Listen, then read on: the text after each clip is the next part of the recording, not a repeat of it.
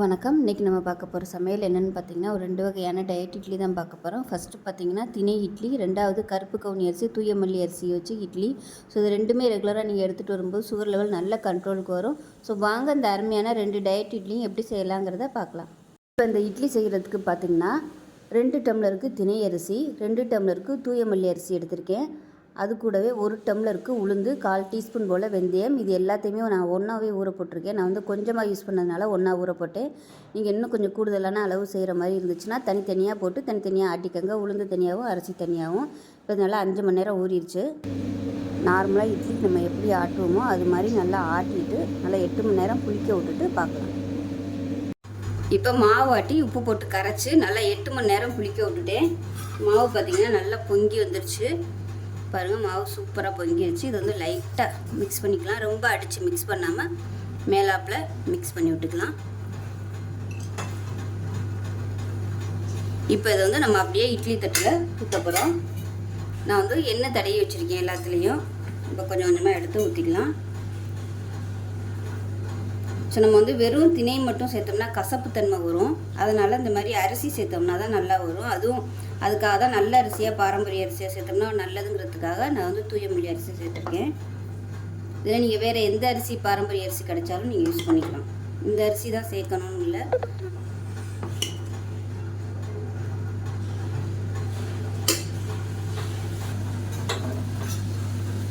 இப்போ பாருங்கள், தண்ணி நல்லா கொதிச்சுட்டு இருக்கு. நம்ம அதை ஊற்றி வச்சுருந்த மாவு அதில் வச்சிடலாம். வச்சுட்டு நல்லா ஒரு 5 நிமிஷம் எப்பயும் போல் வேகிற மாதிரி இட்லி வேகிற மாதிரி வேகட்டும். வந்ததுக்கப்புறம் பார்க்கலாம்.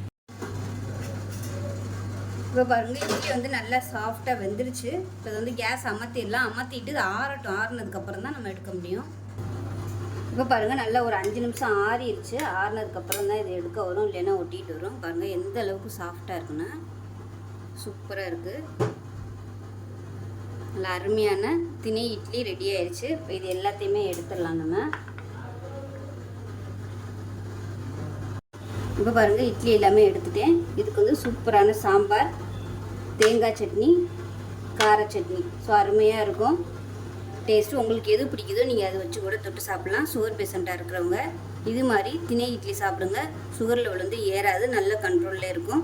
வெயிட் லாஸ் பண்ணணும்னு நினைக்கிறவங்க கூட அந்த திணை இட்லி வந்து எடுத்துகிட்டு வந்தீங்கன்னா உங்களுக்கு நல்லா வெயிட் லாஸ் ஆகும். யூட்ரஸ் பிரச்சனை இருக்கிறவங்க திணை வந்து எடுத்துகிட்டு வரும்போது உங்களுக்கு கர்ப்ப பிரச்சனை எல்லாமே சரியாகும். ஸோ ரொம்பவும் ஆரோக்கியமான ரெசிபி. திணையும் பாரம்பரிய அரிசியான தூய மல்லி அரிசியும் சேர்த்து அருமையான இட்லி ரெடி ஆயிடுச்சு. ஸோ இதே மாதிரி நீங்களும் செஞ்சு பாருங்கள். செஞ்சு பார்த்துட்டு எப்படி வந்துச்சுங்கிறத சொல்லுங்கள். வீடியோ பிடிச்சிச்சின்னா லைக் பண்ணுங்கள், கமெண்ட் பண்ணுங்கள், சேனலை சப்ஸ்கிரைப் பண்ணுங்கள், பக்கத்தில் உள்ள பெல் பட்டனையும் ப்ரெஸ் பண்ணுங்கள். நன்றி. பவுல் எடுத்துக்கலாம். இதில் வந்து 2 டம்ளர் அளவுக்கு கருப்பு கவுனி அரிசி சேர்த்துக்கலாம். நான் வந்து இந்த டம்ளரில் வந்து எல்லா அளவுகளும் அளந்துருக்கேன். இப்போ அதே டம்ளரில் தூய மல்லி அரிசி எடுத்திருக்கேன். இப்போ இதுவும் 2 டம்ளருக்கு சேர்த்துக்கலாம். இது வந்து அமேசான்லேயே இந்த அரிசி வந்து ஈஸியாக கிடைக்கும். இல்லைன்னா டிபார்ட்மெண்ட் ஸ்டோர்லேயும் கேட்டிங்கனாலும் இந்த அரிசி வந்து கிடைக்கும். இது வந்து நார்மல் அரிசி மாதிரி தான் இருக்கும். ஆனால் டயபெட்டிக் வந்து இந்த அரிசி சாப்பிட்டிங்கன்னா லோ கிளைசமிக் தான். இட்லி, தோசை, சாதம் எல்லாமே நல்லா சூப்பராக இருக்கும். அது இப்போ எந்த கப்பில் எடுத்தோமோ அதே கப்பில் 1 கப் அளவுக்கு உளுந்து சேர்த்துக்கலாம். 1/4 டீஸ்பூன் போல் வெந்தயம் சேர்த்துக்கலாம். இப்போ இது எல்லாத்தையுமே நல்லா 2-3 தடவை கழுவிட்டு நல்லா ஒரு 5 மணி நேரம் ஊறட்டும். ஊறினதுக்கப்புறம் நம்ம எப்போயும் இட்லி காட்டுற மாதிரி உளுந்து வந்து நல்லா பொங்க ஆட்டிக்கலாம். அதே போல் அரிசியும் வந்து நல்லா ரொம்ப நைஸாக இல்லாமல் கொஞ்சம் பரபரன்னு இருக்கிற மாதிரி அரைச்சிக்கோங்க. அரைச்சிட்டு எப்போயும் நம்ம இட்லிக்கு எப்படி கரைச்சி வைப்போமோ அது மாதிரி உப்பு போட்டு கரைச்சிட்டு ஒரு 8 மணி நேரம் கழித்து பார்க்கலாம். மிக்ஸி ஜார் எடுத்துக்கலாம். இதில் வந்து ஒரு 1/4 கப் அளவுக்கு துருவன தேங்காய் சேர்த்துக்கலாம். இது கூடவே 1 டேபிள் ஸ்பூன் அளவு பொட்டுக்கடலை, 1/2 டேபிள் ஸ்பூன் அளவுக்கு கசகசா, 1/2 டேபிள் ஸ்பூன் சோம்பு கொஞ்சமாக சேர்த்துட்டு தாளிக்கிறதுக்கு கொஞ்சம் எடுத்து வச்சுருக்கிறேன். இது கூடவே 5 சின்ன வெங்காயம், 4 பல் பூண்டு, பெரிய பல்லாக 4 பல் பூண்டு, அதை விட கம்மியாக ஒரு 5-6 துண்டு வர மாதிரி இஞ்சி. இப்போ இது எல்லாத்தையும் அரைச்சிட்டு வந்துடலாம்.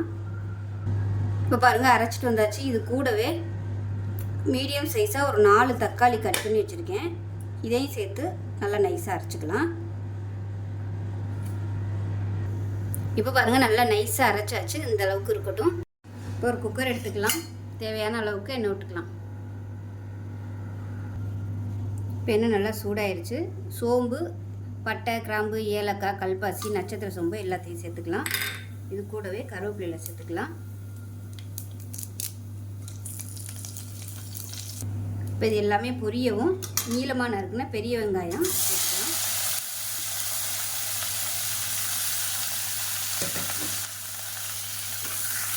இந்த வெங்காயத்துக்கு தேவையான உப்பு சேர்த்துக்கலாம். இப்போ பாருங்கள், வெங்காயம் ஓரளவுக்கு நல்லா வதங்கிடுச்சு. இப்போ இந்த ஸ்டேஜில் வீட்டில் அரைச்சி வச்சுருக்க குழம்பு மிளகாத்தூள் வந்து 1 டீஸ்பூன் போல் சேர்த்துக்கலாம். இது கூடவே மட்டன் மசாலா ஒரு 1/4 டீஸ்பூன் போல் சேர்த்துக்கலாம். சேர்த்துட்டு நல்லா வதக்கிக்கலாம். குழம்பு மிளகாத்தூள் சேர்த்து தான் அரைச்சிருக்கேன். அது வந்து பத்தாது காரம், அதனால் தனியாக வந்து நான் மிளகாத்தூள் சேர்த்துருக்கேன். இது வந்து தனி மிளகாத்தூள். காரத்துக்கு தேவையான அளவு சேர்த்துக்கலாம். இதையும் சேர்த்து நல்லா வதக்கிக்கலாம். வதக்கி விட்டுட்டு நம்ம அரைச்சி வச்சுருக்க அந்த தக்காளி தேங்காய் பேஸ்ட் வந்து சேர்த்துக்கலாம். சேர்த்துட்டு நல்லா வதக்கி விட்டுக்கலாம். ஒரு 2 நிமிஷம் வதக்கி விட்டுக்கலாம் மீடியமான ஃப்ளேமில். இப்போ பாருங்கள், ஒரு 2 நிமிஷம் நல்லா வதங்கிடுச்சு. பபுள்ஸ் வர ஆரம்பிக்குது. இந்த ஸ்டேஜில் மிக்ஸி அலசி வச்சுட்டு அந்த தண்ணியை வந்து சேர்த்துருக்கேன். இப்போ இதுக்கு தேவையான தண்ணி சேர்த்துக்கலாம். நல்லா சுடு தண்ணியாக சேர்த்துக்கோங்க. குருமாக்கு தேவையான அளவு தண்ணி சேர்த்துக்கோங்க. இது வந்து நல்லா திக்னஸாகவே வரும். தக்காளி வந்து அரைச்சி ஊற்றிருக்கோம். கசகசா இருக்குது, பொட்டுக்கடலை இருக்குது, அதனால் நல்லா திக்னஸாகவே வரும். இதில் விருப்பப்பட்டால் நீங்கள் முந்திரி பருப்பு கூட சேர்த்துக்கலாம். உப்பு செக் பண்ணி பார்த்துட்டு உப்பு பத்தலைன்னா சேர்த்துக்கலாம்.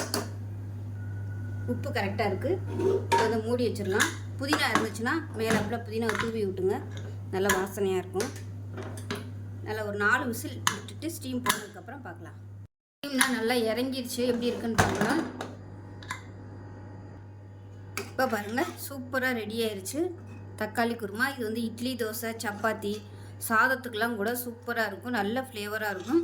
எப்பயும் போல் பண்ணாமல் இது மாதிரி செஞ்சு பாருங்கள். செஞ்சு பார்த்துட்டு எப்படி வந்துச்சுங்கிறத சொல்லுங்கள். வீடியோ பிடிச்சிச்சின்னா லைக் பண்ணுங்கள், கமெண்ட் பண்ணுங்கள், சேனலை சப்ஸ்கிரைப் பண்ணுங்கள், பக்கத்தில் உள்ள பெல் பட்டனையும் ப்ரெஸ் பண்ணுங்கள். நன்றி. இப்போ பார்த்தீங்கன்னா மாவு இப்படி தான் இருக்கும். இது நான் வந்து ஏற்கனவே வந்து ஆட்டி வச்ச மாவு. இட்லி, தோசை எல்லாத்துக்குமே சூப்பராக வரும். இப்போ நான் வந்து இவ்வளோவுக்கு மாவு இருந்துச்சு, ஊற்றி காலி பண்ணிவிட்டு இவ்வளோதான் மிச்சம் இருக்குது மாவு. இப்போ நம்ம வந்து இட்லியை ஊற்றிக்கலாம். இப்போ இட்லி தட்டில் எண்ணெய் தடவி வச்சுருக்கேன். நீங்கள் வந்து துணியில் ஊற்றுறதுனாலும் ஊற்றிக்கலாம். பார்த்திங்கன்னா தண்ணி நல்லா சூடாயிருச்சு. இப்போ நம்ம ஊற்றின மாவு வந்து வச்சிடலாம். குறைஞ்சது ஒரு 5 நிமிஷமாவது வேகணும். வெந்ததுக்கப்புறம் பார்க்கலாம். இப்போ இட்லி எப்படி இருக்குன்னு பார்க்கலாம். இப்போ பார்த்திங்கன்னா வெந்துருச்சு. இப்போ இதை வெளியில் எடுத்துகிட்டு நல்லா ஆற விட்டுக்கலாம். ஆறினா தான் இட்லி எடுக்க வரும். இப்போ பாருங்கள், நல்லா ஆறிடுச்சு. ஆறினதுக்கப்புறம் எடுத்துக்கலாம்.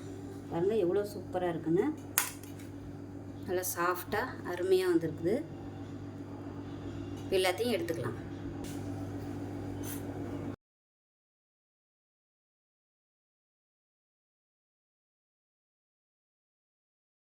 இப்போ பாருங்கள், நமக்கு இட்லி ரெடி ஆயிடுச்சு. அதுக்கு சூப்பரான தொட்டு சாப்பிட்ற மாதிரி தக்காளி குருமா. ஸோ ரொம்பவும் ஆரோக்கியமான ஒரு ரெசிபி. சுகர் பேஷண்ட்டாக இருக்காங்க இந்த ரேஷியோவில் அதாவது தூய மல்லி அரிசியும் கவுனி அரிசியும் சேர்த்து இட்லி ரெகுலராக சாப்பிட்டு வந்திங்கன்னா உங்களுக்கு சுகர் லெவல் நல்ல கண்ட்ரோலுக்கு வரும். இன்சுலின் வந்து உற்பத்தி ஆகிறது வந்து இது வந்து அதிகரிக்கும். இந்த 2 காம்பினேஷனில் வந்து நம்ம இட்லி சாப்பிட்டோம்னா இந்த 2மே இட்லி அரிசி அதாவது கவுனி அரிசியும் தூய மல்லி அரிசியும் இன்சுலின் அளவு வந்து உற்பத்தி பண்ணும். நல்ல செரிமான தன்மையும் கொடுக்கும். 2மே லோ கிளைசமிக் தான். ஸோ ரொம்பவும் ஆரோக்கியமான ரெசிபி. இது சுகர் பேஷண்ட்டு மட்டும் இல்லை, நார்மலாக உள்ளவங்களும் இந்த அரிசி சாப்பிடலாம். குழந்தைகளுக்கெல்லாம் கூட இந்த மாதிரி நீங்கள் கொடுத்துட்டு வந்தீங்கன்னா நல்ல நோய் எதிர்ப்பு சக்தி அதிகமாக கிடைக்கும். உடம்பும் நல்ல ஸ்ட்ரென்த்தாக இருக்கும்.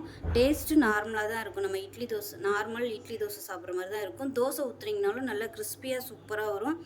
ஸோ செஞ்சு பாருங்கள். செஞ்சு பார்த்துட்டு எப்படி வந்துச்சுங்கிறத சொல்லுங்கள். வீடியோ பிடிச்சிச்சுன்னா லைக் பண்ணுங்கள், கமெண்ட் பண்ணுங்கள், சேனலை சப்ஸ்கிரைப் பண்ணுங்கள், பக்கத்தில் உள்ள பெல் பட்டனையும் ப்ரெஸ் பண்ணுங்கள். நன்றி.